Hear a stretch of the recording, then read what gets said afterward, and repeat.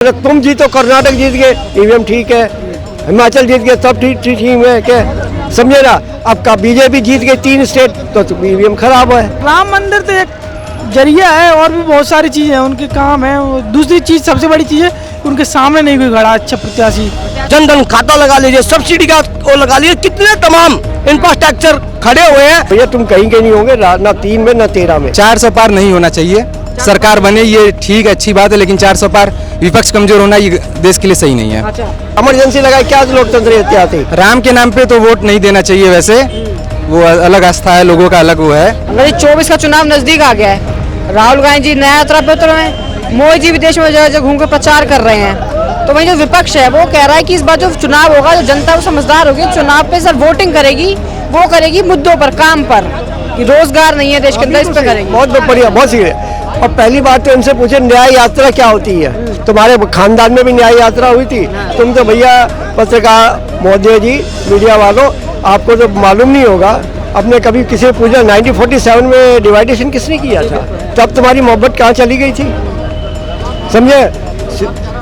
Emergency लगाई थी तब तुम्हारी मोहब्बत कहाँ चली गई थी, जब विपक्ष को भी इन्होंने अंदर डाला था, जब तुम्हारी मोहब्बत चले। ये किसकी मोहब्बतें करेंगे, इन्हें अपने से ही मोहब्बत नहीं है, ना देश से मोहब्बत है, समझे ना। इस तरह की हालत, इनकी सिचुएशन खराब हो रही है कि आपस में ही लड़ मर रहे हैं ये लोग। तो ये कहाँ पे होंगे, आप हिमाचल का भी पता लग गया, आगे आने वाले कर्नाटक में भी पता लग जाएगा कुछ दिनों में। आज जो है एक हमारे देश के एक ऐसा ही नेता है जो बिल्कुल सही तरीके से काम कर रहे हैं। पहले जो कांग्रेस के टाइम पे थी, नेता से जनता डरती थी, आज जो है हमारे नेता से नेता डर रहे हैं। पब्लिक नहीं डर रही, पब्लिक सब समझ रही है आज की तारीख में, क्योंकि ये काम बिल्कुल सही तरीके से हो रहा है और पब्लिक मोदी के अलावा किसी की सोच नहीं रही है। कुछ लोग हैं जो अग्नि में घी डाल दे, कुछ राक्षस बुद्धि के पहले भी थे, भगवान राम के टाइम पे भी थे, जब हवन युग होता था उसमें भी हड्डियाँ डाल के चले आते थे। और अभी भी इस युग में भैया बेटा सब कुछ इसी में युग में। आपने कहा था कि नेता से जो है नेता डर रहे हैं, लेकिन जो दूसरे नेता है वो तो कह रहे हैं कि उन्होंने तो लोकतंत्र की हत्या कर रहे हैं, तानाशाही तो लोकतंत्र। हत्या तुमने करी, किसने करी थी? सिंह सरदारों का करा था, जब हत्या कहाँ चली गई? डिवाइडेशन कब हुआ था? 1947 में क्यों करा था? जब तुम्हारी कहाँ चली गई थी? लोकतंत्र हत्या क्या थी? इमरजेंसी लगाई क्या लोकतंत्र हत्या थी? तो कितने अपने लाल बहादुर शास्त्री का क्या हुआ, समझे ना। और गोधरा कांड हुआ, तब हत्या कहाँ चली गई? किसके राज में हुआ था? तो वो भी तो बताओ ना हमें, तो वो भी चीज़ है। अरे तुम्हारा तो पूरा इतिहास ही नीचे गिरा हुआ है। तो भैया तुम कहीं के नहीं होंगे, ना 3 में ना 13 में। कई बार ईवीएम के ऊपर भी आरोप लगा देते हैं, कह रहे हैं ईवीएम हैक हो रही है, ईवीएम जीते हैं, और दूसरा आरोप लगाते हैं ईडी सीबीआई भी कंट्रोल करी जा रही है। ईवीएम में किसके टाइम पे आया था? कांग्रेस के टाइम पे आया था ईवीएम, तो अब कहाँ चले गए थे? और जब ईवीएम चालू होता है बाकायदा सारे जितने भी पार्टी के कैंडिडेट खड़े होते हैं वो ईवीएम के पूरा टेस्टिंग पे जाते हैं, सारा कुछ होता है, सिग्नेचर होते हैं बाकायदा। जब वोटिंग हो जाती है सील बंद होते हैं, आप लोग भी पहरा देते हैं, दूसरी पार्टी भी पहरा देती है, तब कहाँ चले जाते हैं? तो किसने करवाया था? आज ईवीएम पे मतलब तुम जीतो, कर्नाटक जीत गए, ईवीएम ठीक है, हिमाचल जीत गए, सब ठीक ठीक है क्या, समझे ना। अब का बीजेपी जीत गई 3 स्टेट तो ईवीएम खराब है, उसमें हैंग कर लिया। तो अब ये जाओ ना वहाँ पे चैलेंज दे दो, कोर्ट में दे दो चैलेंज, क्यों नहीं दे रहे? पब्लिक का एक डिवाइडेशन आज पब्लिक सब देख रही है। सब एक गाना था ना, पब्लिक सब कुछ जानती है, तो बेटा वो सब कुछ जान गई है। आने वाले टाइम में सबको पता लग जाएगी, कोई दूर नहीं है। और प्रधानमंत्री का जो रास्ता है ना वो उत्तर प्रदेश से होकर निकलता है, उत्तर प्रदेश होकर निकलता है। यानी अब की बात 400 पार हो जाएगा देश में? कुछ भी हो सकता है, अच्छे मार्जिन से जाएगा।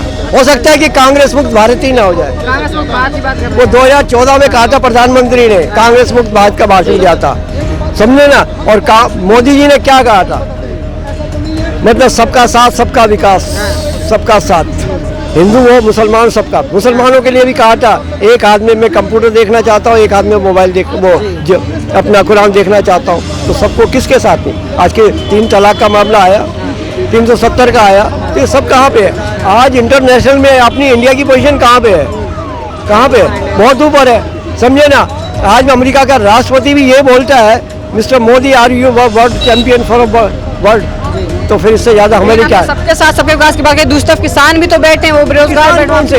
ये किसान नहीं है, ये किसान नहीं है। किसान जो मेहनती किसान है, काम करने वाला किसान है, वो भैया वहाँ अपने गन्नों को देख रहा है आज की तारीख में, वहाँ पे जा रहा है, वो किसान नहीं है। किसान नहीं है, ये राजनीतिक किसान है, सारे के सारे किसान नहीं है। ये किसान नहीं है, एजेंडा इन लोगों का इनका एजेंडा ये है कि किसी तरह भी मोदी का गिलाफ गिराने का, अच्छा समझे ना। आज ये किससे नहीं है, आज वहाँ पे जो भी बैठे हुए बॉर्डर पे, वहाँ की पब्लिक बेचारी परेशानी है, वहाँ के इंडस्ट्री एरिया है, वहाँ पे लोगों के काम धंधे बंद हो गए, नौकरी पेशे पे जाने वाले छोटे मोटे काम करते थे लोग आने जाने में, तो कहाँ चले गए। तुम देश के प्रति भाव रख रहे हो, उनका क्यों नहीं सोचा। छोटे छोटे काम करने वाले, फैक्ट्रियों में काम करने वाले, फैक्ट्रियों का प्रोडक्शन बंद हो गया, कल को वो कहाँ से खाएंगे।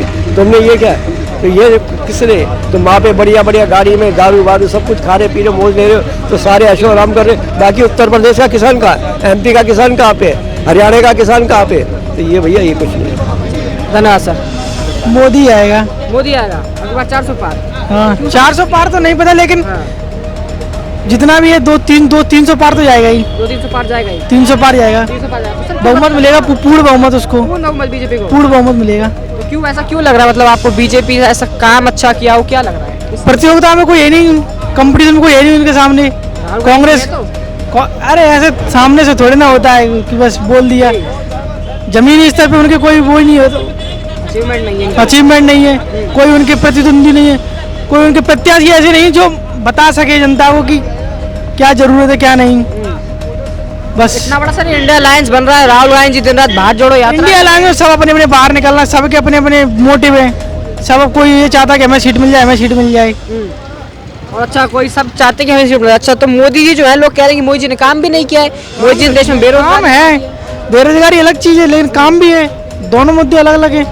बेरोजगारी तो है चरम पे, बेरोजगारी बेरोजगारी चरम पे, अगर तो भी मोदी जी अगर आ जाएंगे तो जनता कितनी, युवा है, युवा लोग है कितने, उनको बाकी देते, युवा लोग सब बटे हुए हर जगह इकट्ठे तो है नहीं कि उनको सीट जावे, वो है किसी जगह पे कम है, किसी जगह पे ज्यादा है, बस, और आम जनता ज्यादा है। अच्छा तो लेकिन किसान भी बैठे हुए, किसान जो बैठे हुए वो कह रहे हैं हमारी सुन नहीं, सरकार जो अंधी गूंगी सरकार है।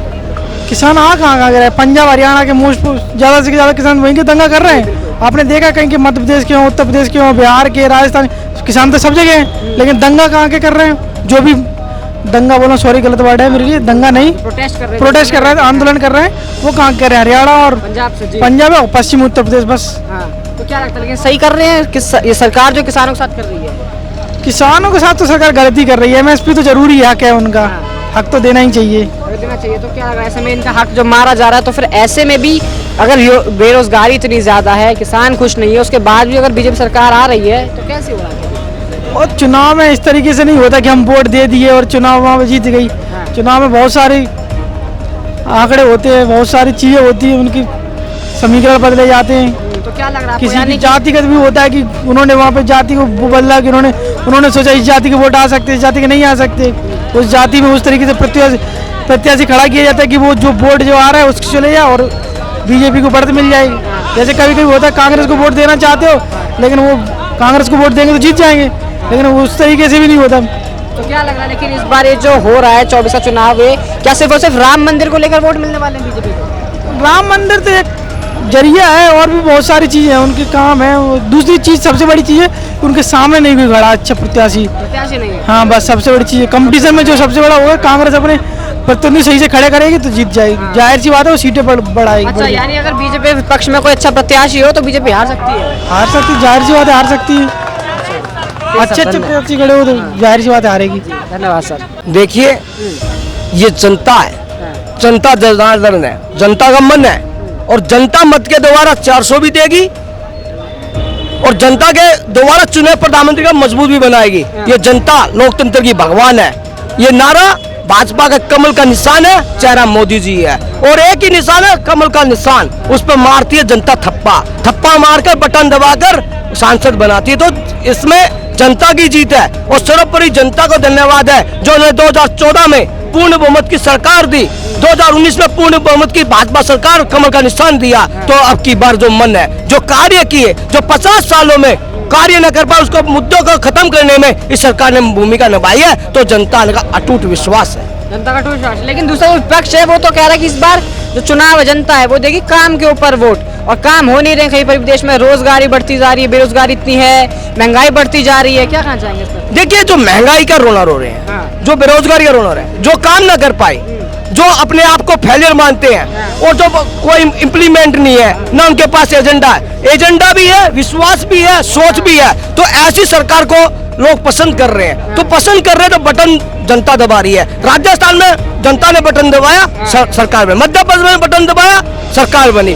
छत्तीसगढ़ में बटन दबाया, सरकार बनी। तो ये जनता जनार्दन है, लोकतंत्र की भगवान जनता। 4 मजहब, 36 बरादरी का टूट विश्वास है, भाजपा कमल निशान है, तो इसलिए जनता का मनोबल ऊंचा है। लेकिन लोग तो कह रहे हैं जो भाजपा है वो किसानों की सुन रही नहीं, किसान बैठे उनके ऊपर अत्याचार होता जा रहा है, कोई बात नहीं करना चाह रहा है उसको। देखिए, मैं किसान का बेटा हूँ, दिल्ली के देहात का बेटा हूँ, मेरा छोटा सा परिवार है। उनके तो किसान भाइयों से नहीं, वो सरकार है, जो दिल्ली में सरकार 2005 में किसकी थी? सन 80 में DDA फार्म भरते, 2005 में प्लॉट मिलते हैं। मेरे गांव की रिक्वायरमेंट नहीं थी, रिक्वायरमेंट की जाती है। कितने रुपए? 500 रुपए गज देती थी।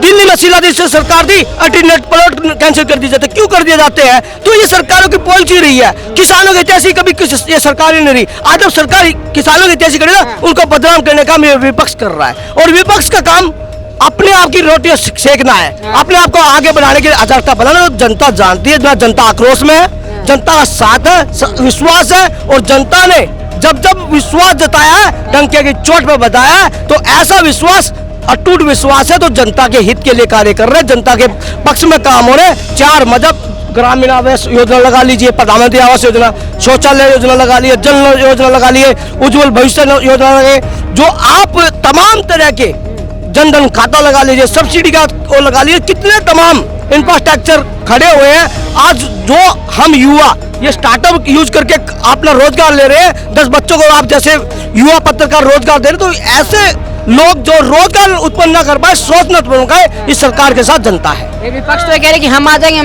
MSP दे देंगे, MSP उनका अधिकार है, दे दो MSP। तो भाई साहब, मैं यही तो कह रहा ना, 50 सालों तक क्यों नहीं मिला? दिल्ली के किसानों को दर्जा क्यों नहीं मिला?